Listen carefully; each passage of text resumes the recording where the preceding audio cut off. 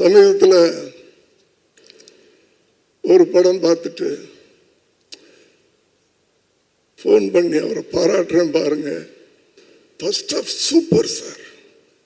Sir ஒரு படம் எப்படி பண்ணணும்னு உங்கள்கிட்ட இருந்தால் சார் கற்றுக்கணும் அப்படின்லாம் சொல்லிகிட்டு இருக்கேன். அதெல்லாம் கேட்டுக்கிட்டு இருக்காரு. செகண்ட் ஹாஃப் கொஞ்சம் சரியில்லை சார் அப்படின்னு சொன்னால், சார் நான் சாப்பிட்டுக்கிட்டு இருக்கேன் அப்படின்னாரு. அது வரைக்கும் கேட்டுட்டு இருந்தவர் நான் சாப்பிட்டுட்டு இருக்கேன்னு சொல்லலை, செகண்ட் ஹாஃப் ஒரு மாதிரி இருக்குது சார், இவ்வளோ 5 நாளைக்கு முன்னாலே அந்த ஃபர்ஸ்ட் காப்பி பார்க்குறேன்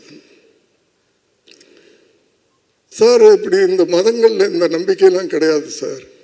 அதுவும் ஒரு தகப்பனே தன் பிள்ளைய இது பண்ணுறதுலாம் அப்படி சார் நான் சாப்பிட்டுட்டு இருக்கேன் அப்புறமா கூப்பிட்றேன் சார் அப்படின்னு கட் பண்ணிட்டார்.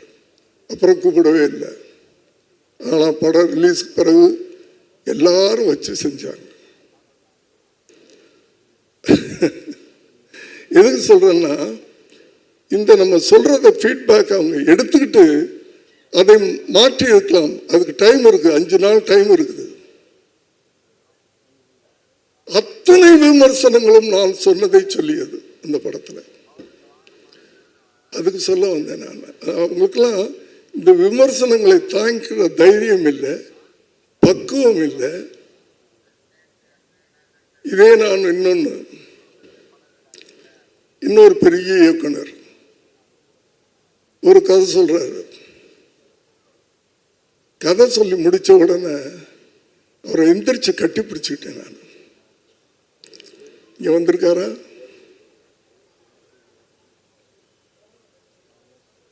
துப்பாக்கி டைரக்டர். கட்டி பிடிச்சுக்கிட்டேன் நான்.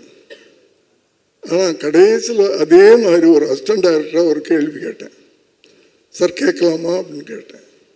கேட்டேன் சார் அப்படின்னா, இந்த படமே ஸ்லீப்பர் செல்ஸ் அப்படின்னு சொல்லி படம் பண்ணுறீங்க, எனக்கு தெரியும் சார் ஸ்லீப்பர் செல்ஸ்னா யாருன்னு, பப்ளிக்கு தெரியுமா அப்படின்னு கேட்டேன்.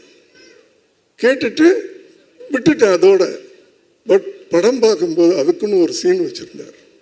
செகண்ட் ஹாஃபில் அந்த ராஜீவ் காந்தியுடைய கொலை வழக்கை விசாரித்த ஐஎஸ் ஆஃபீஸர், அவரை வச்சு ஒரு படம் பண்ணியிருந்தார். ஓஹோ, இவ்வளோ பெரிய டைரக்டர் கூட நம்ம சொன்னதை மைண்டில் வச்சுக்கிட்டு எனக்கு பதில் சொல்லாமல் திரைப்படத்தில் பதில் சொல்லியிருக்காரு. அவருடைய பக்குவம் அது, அவருடைய பக்குவம். அதனால தான் இன்னைக்கு வரைக்கும் ஜெயிச்சுக்கிட்டே இருக்காரு. அதை போல வருகின்ற இளைஞர்களுக்கு இந்த இடத்துல நான் சொல்றது எனக்கு தகுதி இருக்குன்ற நம்பிக்கையில் நான் சொல்றேன். ஒரு அப்பன் ஸ்தானத்தில் இல்லை ஒரு அண்ணன் ஸ்தானத்தில் வருகின்ற இளைஞர்கள் ஒரு கண்டென்ட்டோட வாங்க. அடுத்தது உங்களுக்கு ஒரு பொறுப்புணர்ச்சி இருக்குது. ஒரு பொறுப்புணர்வுன்னு சொல்கிறோம்ல, அந்த காலத்தில் ஒரு ரைட்டர் இருந்தார், திரைக்கதை ஒருத்தர் எழுதுவார், டைரக்டர் ஒருத்தர். இப்போ எல்லாமே நம்ம பண்ணுறோம். இப்போது ஒரு எழுத்தாளன், ஒரு இயக்குனர்னா ஒரு நல்ல கண்டென்ட் போய் சேரணும். அந்த காலத்தில் ஒரு 10 தலையை வெற்றவன வில்லன்னு சொல்லுவோம். இன்னைக்கு அதே காரியத்தை ஹீரோ பண்ண வைக்கிறீங்க. இது எப்படின்னு எனக்கு புரியல. இதை நம்ம கொண்டாடுறோம். இது எப்படி சினிமான்னு ஏற்றுக்கிறோம்? நம்ம என்ன மெசேஜ் இளைஞர்களுக்கு சொல்ற? நீயும் கத்தி எடுத்துட்டு 10 பேரை விட்டுன்னா, ஏன்னா இன்னைக்கு என்ற இளைஞர்கள்லாம் எப்படின்னா, ஹீரோ எந்த மாதிரி சட்டை போட்டுக்கிறாரோ அந்த மாதிரி சட்டை வாங்கிக்கிறாங்க, எந்த மாதிரி ஹேர் ஸ்டைல் வச்சுக்கிறாரோ அந்த மாதிரி ஹேர் ஸ்டைல் வச்சுக்கிறாங்க, ஹீரோ ஃபாலோ பண்ணுறாங்க.